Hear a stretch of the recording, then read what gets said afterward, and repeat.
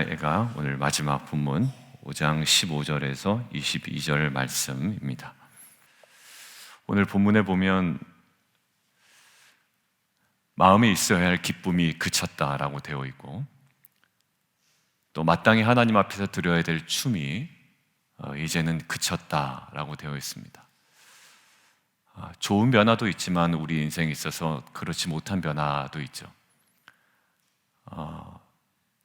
긍정적인 전환도 있지만 또 비극적인 전환도 있습니다. 오늘 그리고 계속 우리가 묵상했던 예레미야 예가의 말씀은 그들이 누렸던 과거의 어떤 그 영화로운 모습, 또 영광스러운 모습과는 다른 현재의 안타까운 그 비극적인 전환의 모습을 반복적으로 우리에게 이야기하고 있습니다.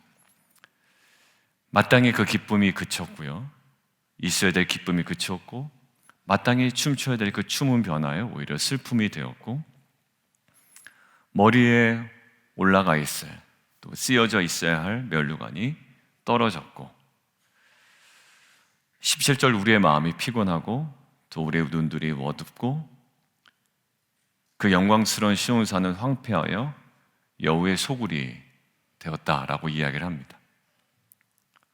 언약 백성의 명예가 땅에 떨어지고 공동체의 조직은 와해되고 생존 자체가 위협을 받는 상황입니다. 이때 당사자들이 느끼는 슬픔은 굳이 이루어 말하지 않아도 느껴지는 감정이 있습니다. 우리 인생에서 어느 순간 비극적 반전을 경험할 때가 있습니다.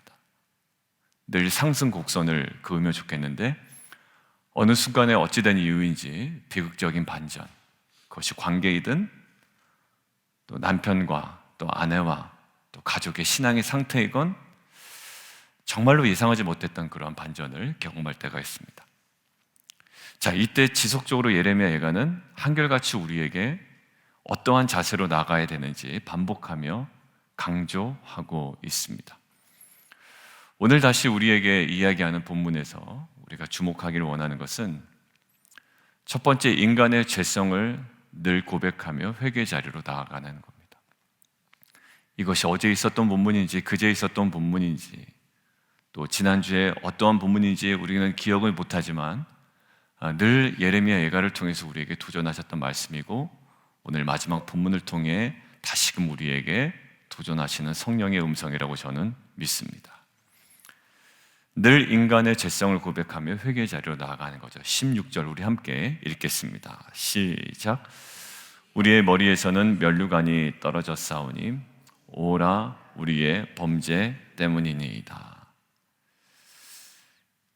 이 모든 것들, 가장 궁극적 원인을 남에게서 그리고 상황에게서 찾지 아니하고 오늘 예레미야 예가 이 화자 입술을 통해 하나님은 우리가 어떠해야 함을 이야기를 하고 있습니다.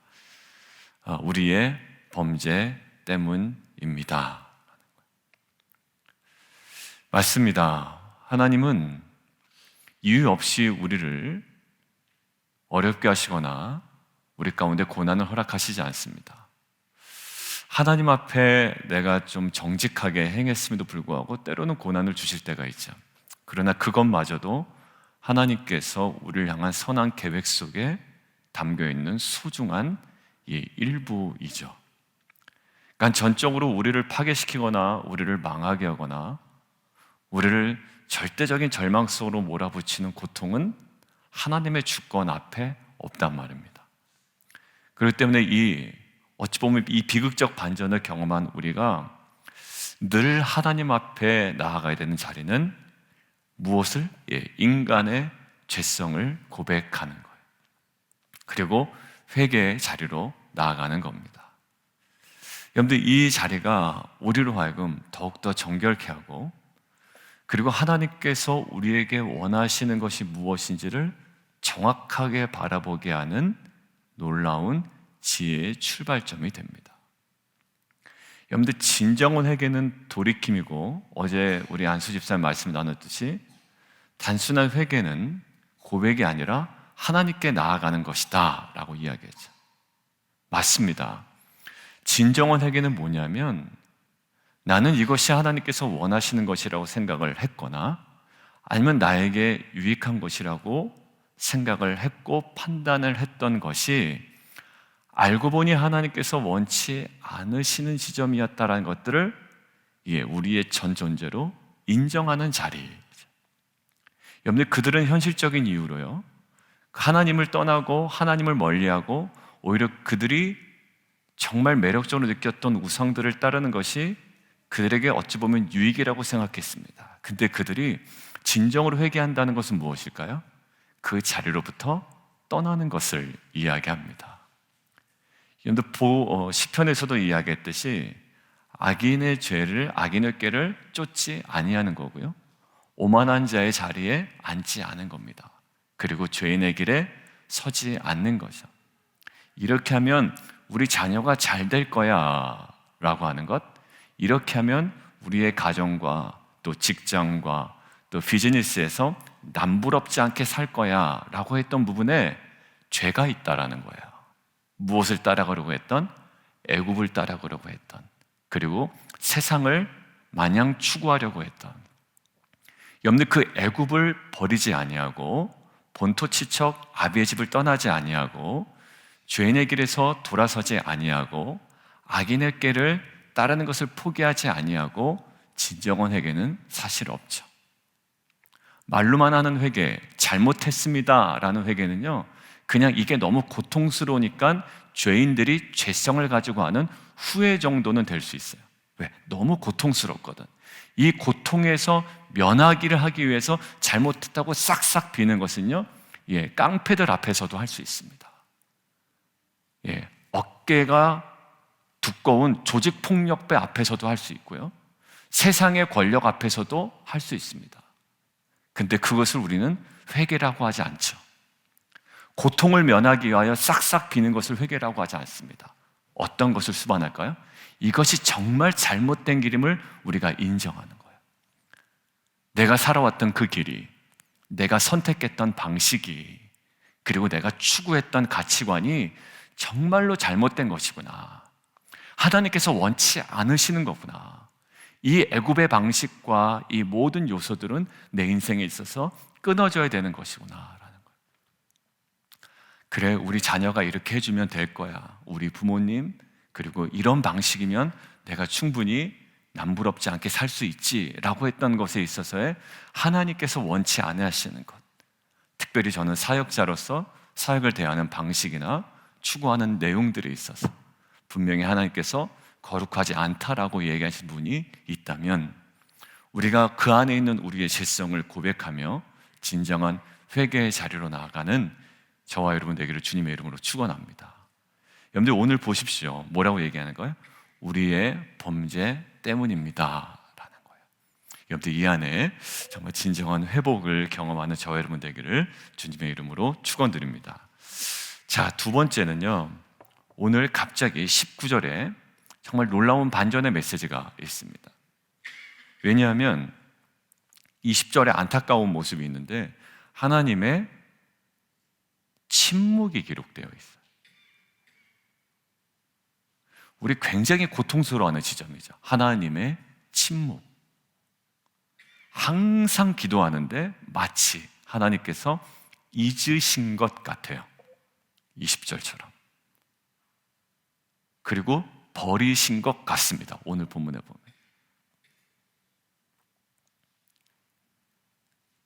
우리의 죄성을 고백하고 회개자로 나아갔는데 여전히 하나님께서 나를 기억하시고 나를 지금 붙들고 계시는지에 대한 영적인 의문점이 계속 들 때가 있습니다. 그런데 이것은 예레미야 예가의 화자가 지금 이해하고 있는 이 부분은 사실 19절에 있는 내용으로 이 모든 것들을 감싸 안을 수 있습니다. 19절에 어떤 내용일까요? 같이 한번 읽어보겠습니다. 시작.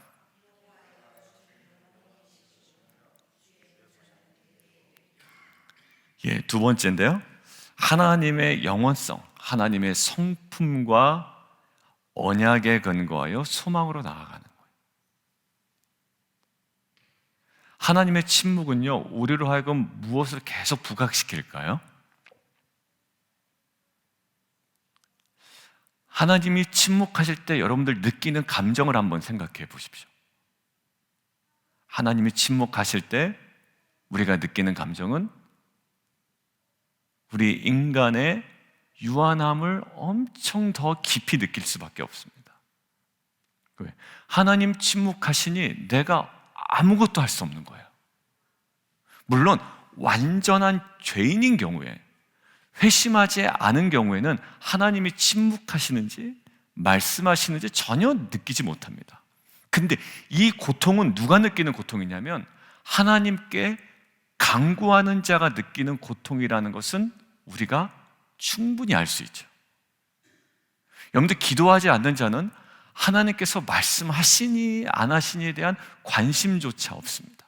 그런데 20절에 느끼는 이 애통함과 아픔은 하나님께 최소한 한마디라도 간구해봤던 자가 느끼는 당혹감, 어려움이라는 거예요.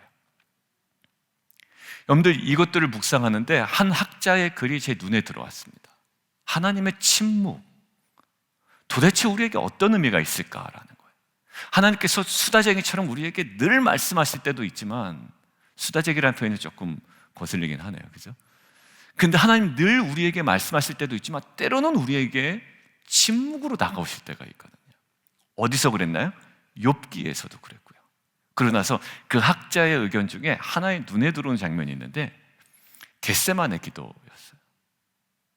예수님조차도 하나님, 아버지, 어찌하여 나를 버리셨나이까? 여러분들, 그 겟세마네 기도에서의 하나님의 응답이 있나요? 아니면 침묵이 있나요? 하나님의 침묵이 있습니다.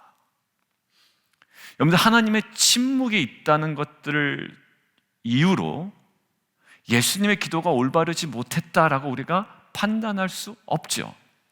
혹 더 나아가 하나님께서 예수님을 정말로 버리셨다, 잊으셨다라고 우리가 판단할 수 없습니다. 그러나 하나님의 침묵은 강력한 인류를 향해서, 그리고 그 당시에 십자가에 매달려 있는 예수님을 향하여 분명한 메시지가 있는 거예요. 여러분, 우리가 현실에만 집착할 때 필연적으로 흔들릴 수밖에 없습니다. 눈에 보이는 것, 귀에 들리는 것으로만 우리가 판단한다면 계속 흔들릴 수밖에 없죠. 누가 와서 얘기하면 그 얘기를 안 해주면 좋은데 그 얘기 때문에 마음이 흔들리고, 보지 않았으면 되는데 그 모습 때문에 마음이 흔들립니다. 그리고 침묵 자체도 그 침묵이 물리적인 파워를 갖고 있기 때문에 나를 흔들 수가 있습니다. 그런데 오히려 이 침묵은 우리의 유한함을 인정하는 자리가 된다는 거예요. 아까 얘기했죠. 어떻게 할 수가 없어요. 아무것도 들리지가 않아요. 근데 이 침묵은 우리의 유한함을 인정하면서 우리를 어디로 끌어올린다? 오히려 침묵을 영원한 것으로 우리로 하여금 더 바라보게 한다는 거예요. 그리고 이미 허락하신 것, 변하지 않는 하나님의 성품으로 우리가 나아가도록 한다. 침묵 가운데 우리가 주목해야 되는 것은 하나님의 말이 없기 때문에 거기서 더 의지해야 되는 것은 뭘까요? 하나님의 성품이에요. 여러분들, 침묵 가운데 하나님 말씀하지 않으시니 내 마음대로 갑니다 라고 하지 않아요. 하나님께서 말씀하지 않으시지만 그동안에 나에게 말씀하셨던 언약 붙듭니다. 그리고 하나님께서 나에게 늘 다가오셨던 하나님의 성품을 신뢰합니다 라고 나아가는 거죠.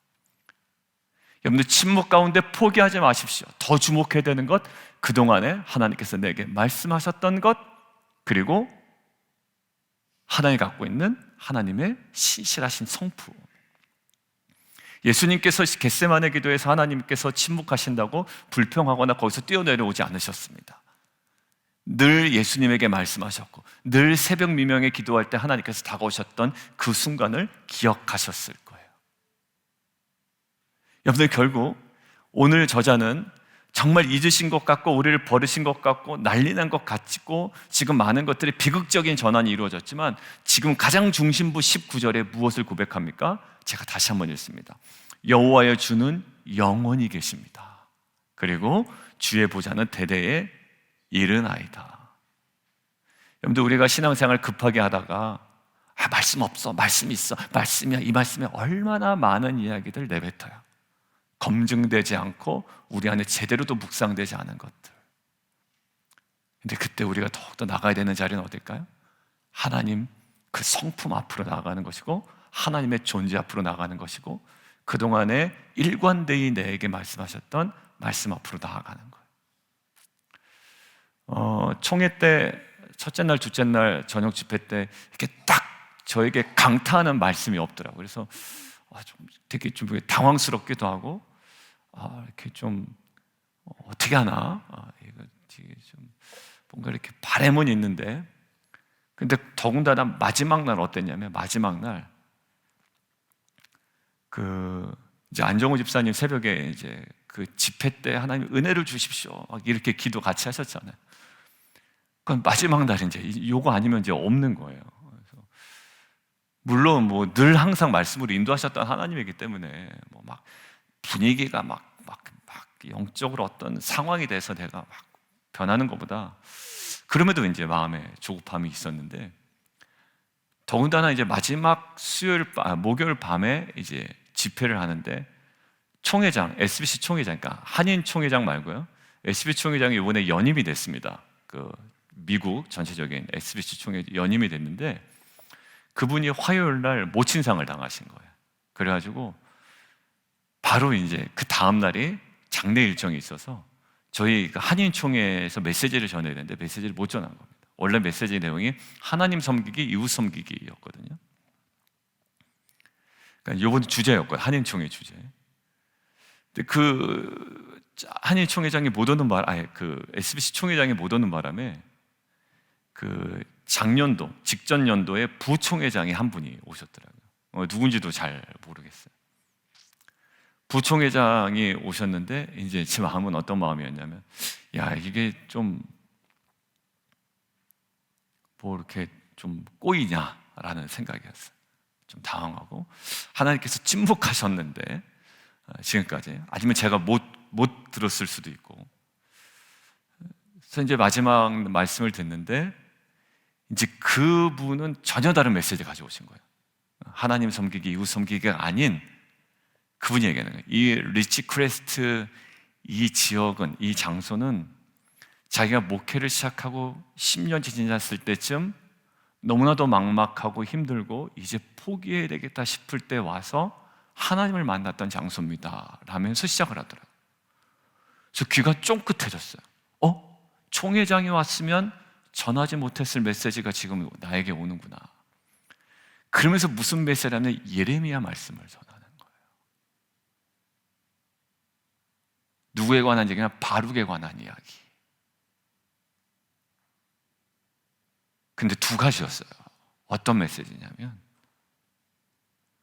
바룩이 예레미야가 말한 대로 써야 되지 않습니까? 근데 왕이 어떻게 하죠? 막 불태우고 장난 아니죠. 또 하라고 그러죠. 근데 거기에 예레미야 말씀을 통해서 첫 번째가요, 바룩이 너무 안타깝다라는 거야. 너무 힘들다라는 거야. 그러니까 어떻게 보면 전환이죠. 어렵죠. 기도해도 안 되고 열심히 순종해도 안 되고 말은 안 듣고 불태우고 막 이러니까. 근데 거기에 주는 첫 번째 메시지가, 바룩이 가슴 아픈 것보다 하나님 마음이 더 아프다라는 거예요. 그래서 제 안에 어떤 마음이 있었냐면, 저와 여러분이 뭐 목회로 힘들든 아니면 일상에서 힘들든 직장에서 힘들든 관계 때문에 힘들든 그 힘듦을 하나님께서 그냥 가만히 보고 계시 아니라 우리의 힘듦을 어떻게 더 아파하고 계시다라는 거. 여러분들 교회적으로 한번 생각해 볼까요? 교회적으로 문제가 만약에 생겼습니다. 여러분들 교회적으로 문제가 생겨서 정말로 잘 성장해야 되는 교회가 누군가의 잘못이든 관계적인 문제든 어떤 외부적인 문제든 문제가 생긴 거예요. 그것 때문에 막 성도들이 가슴 아파하는 거예요. 그럼 하나님의 마음이 어떠실까요?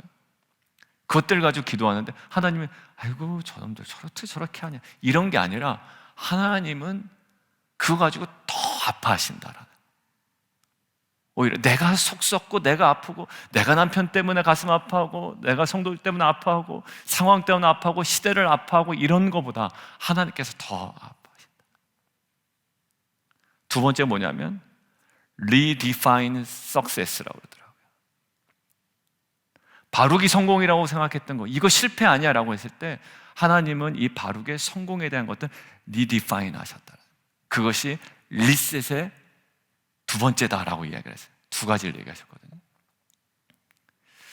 여기서 결국 뭘까요? 제가 거기서 막 그 분위기 때문에 막 뜨거운 찬양과 막 뜨거운 기도.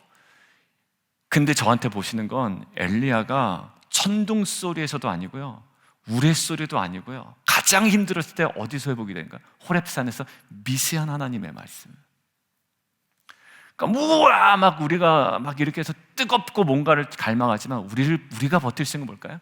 하나님의 그 세미한 음성이고 하나님의 성품, 내가 더 아파한다라는 그 마음. 아, 이것은 하나님께도 큰 고통이구나.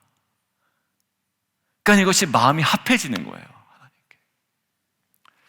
여러분들, 결국 우리는 그 침묵 앞에 어찌 보면 되게 당황스럽지만 하나님의 늘 한결같은 영원성, 영원히 계시오며 주의 보좌는 대대에 이르리로다. 어찌 보면 오늘 본문이 산뜻하게 끝나지 않은 것 같아요. 우리를 아주 버리셨사오며 우리에게 진노하심이 참으로 크시니이다 라고 마무리되는 것이 아니라 지금 여기를 지탱하고 있는 이 19절이 오늘 예레미야 애가를 마무리하며 우리가 다시 한번 붙들어야 되는, 우리가 회복해야 되는, 늘 신앙의 루틴처럼 으쌰으쌰 하는 어떠한 외부적인 파워풀한 몸짓이 아니라 내면에 우리 안에 늘 고백되어지는 하나님에 대한 신뢰, 믿음이 우리 안에 회복되기를 원합니다. 여러분들, 그래서 우리가 이 관점이 회복되면 이것이 우리 안에 회복되는 거예요. 뭘까요? 그러므로 우리가 낙심하지 아니하노니 우리의 겉사람은 낡아지지만 눈에 보이는 것들은 그것만이에요. 저 사람 왜 이러나, 이 사람 왜 이러나, 우리의 몸은 왜 이러나, 우리의 연약함은 왜 이러나. 그렇지만 우리의 속사람은 날마다 새로워지는도다. 우리가 잠시 받는 환난에 경한 것이 지극히 크고 영원한 영광에 중한 것을 우리에게 이루려 하면, 여러분들 이것에 대한 신뢰는 어디서 나올까요? 여기요. 주는 영원히 계시오며라는 고백에서밖에 나올 수밖에 없어요. 왜?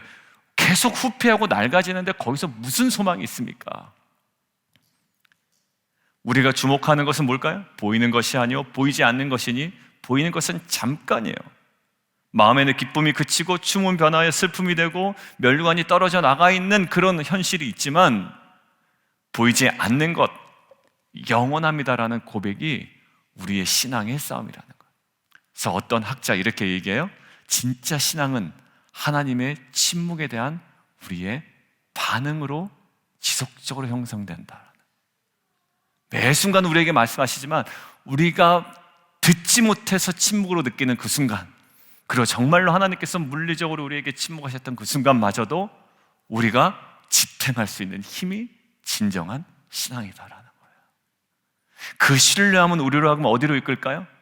더 하나님의 성품 앞으로, 하나님의 말씀 앞으로 우리를 계속 이끌어 간다라는 거예요. 그러니까 결국 시편에서 고백되어진 것이 동일한 고백이더라고요. 19절처럼 여호와께서 영원히 앉으시며 심판을 위하여 보좌를 준비하셨도다. 어디에 근거하죠? 영원성. 시편 16절 여호와께서는 영원무궁하시도록 왕이시니 이방 나라들이 주의 땅에서 멸망하였나이다.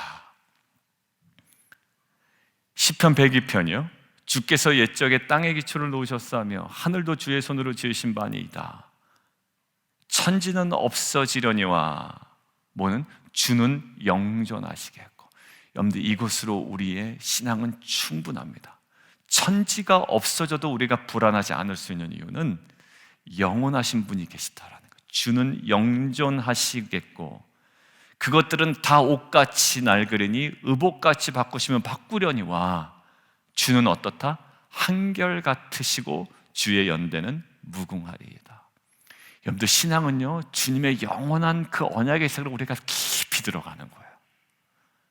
이게 왜 안 되냐, 이게 왜 어렵냐 라고 하지 아니하고 그 과정 가운데서도 주님의 언약의 그 영원한 세계로 들어가는 겁니다. 의복 바뀌면 바뀌겠지 뭐, 바꾸려니와 의복처럼 갈아입을 것이요. 자, 히브리서 1장 10절, 태초에 주께서 땅에 기초를 두셨으며 하늘도 주의 손으로 지으신 바라. 그것들은 멸망할 것이나, 눈으로 보이는 것 영원하지 않아요? 오직 주는 뭘까요? 영존하시겠고. 비슷하죠, 아까 시편과. 히브리서가 그걸 인용을 한 거예요. 그것들은 다 옷과 같이 낡아지리니 의복처럼 갈아입을 것이요 그것들은 옷과 같이 변할 것이나 주는 여전하여 연대가 다함이 없으리로다. 결국 히브리서 13장에 뭐라 나와 있나요? 예수 그리스도는 어제나 오늘이나 영원토록 뭐하다? 동일하시다. 푸른 마르고 꽃은 시드나 주의 말씀은 영원하다. 신앙은요, 영원을 붙잡는 거예요. 야, 이게 좋대, 저게 좋대. 야, 이게 좋은 것 같아, 이거 보기 좋은 것 같아. 그러다 선악과를 따먹는 것이 우리의 인생이 아니라 늘 그런 유혹과 도전이 있을지라도 영원한 것, 하나님의 언약의 말씀, 그리고 하나님 자체를 붙잡는 것이 우리의 신앙인 줄 믿습니다. 여러분들, 결국 하나님의 침묵은 인간의 유한한 존재를 부각시키지만 그 자리에서 하나님을 향하도록 우리를 이끄는 하나님의 놀라운 메시지인 줄 믿습니다. 오늘 말씀 맺겠습니다. 비극적 전환 앞에 하나님은 또다시 우리의 무엇을? 죄성을 보게 하시죠. 그리고 우리의 죄성에만 머물게 하지 않으시고 어디로 향하게 한다고요? 하나님의 영원성을 향해 가도록 하십니다. 죄성에서 머물지 않는다는 것은 거기를 떠난다는 것이고 어딘가를 향한다는 것이고, 그것이 어디에? 하나님의 그 영원한 언약, 그리고 영존하시고 영원히 계시는 하나님께 우리의 인생을 온전히 올인 하는 거죠. 여러분들, 그러한 저와 여러분이 되기를 원하고요. 목사님, 이게 좋아요, 저게 좋아요. 하나님만이 아십니다. 언약 기억하세요. 이때는 그때는 그게 좋았는데 지금은 이게 좋아요. 나 다시 돌아갈래요. 애굽으로 돌아갈래요. 이게 약속의 땅 아닌 것 같아요. 그럴 때 있죠, 우리가. 그때는 약속의 땅이라고 그랬다가 지금은 내 마음에 안 들어요. 여러분들, 어디에? 낡아지고 변화되는 세상과 환경에 우리의 초점이 있지 않아요. 영원한 하나님의 말씀이에요. 그리고 하나님은 우리를 늘 그렇게 신실하게 인도하실 줄 믿습니다. 침묵 가운데, 어려움 가운데 계시다면 늘 그동안 우리에게 어떻게 하셨는지, 에베네셀의 하나님, 지난주에 우리 함께 고백하며 찬양했죠? 지금까지 인도하시고 어디가? 장래에도 인도하신다. 우리를 가장 선하게 인도하실 그 하나님께 우리의 이 고통의 순간에서도 우리가 신뢰와 믿음으로 나아갈 수 있는 저와 여러분 되기를 주님의 이름으로 축원드립니다. 우리 함께 기도하며 나가도록 하겠습니다.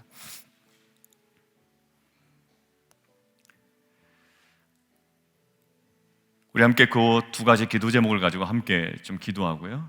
그리고 21절에 여호와여 우리를 주께로 돌이키소서 그리하시면 우리가 주께로 돌아가겠나이다.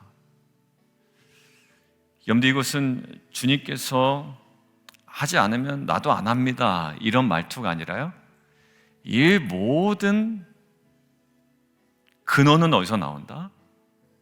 이 모든 근원은 하나님의 은혜로만 가능하다라는 거예요. 우리가 회복되는 근원적인 권능은 무엇이다? 하나님의 은혜에 있다라는 거예요. 그러니까 하나님께서 우리를 주께로 돌이키도록 하지 아니하시면, 은혜가 없으면 우리가 아둥바둥한들 하나님, 우리가 불가능합니다. 그러니까 그 은혜를 다시 한번 우리가 소망하며 나갔으면 좋겠고요. 결국 어떤 은혜를 소망합니까? 우리의 날들을 다시 새롭게 하사 옛적 같게 하옵소서. 어느 지점인가요? 교회를 개척할 때인가요?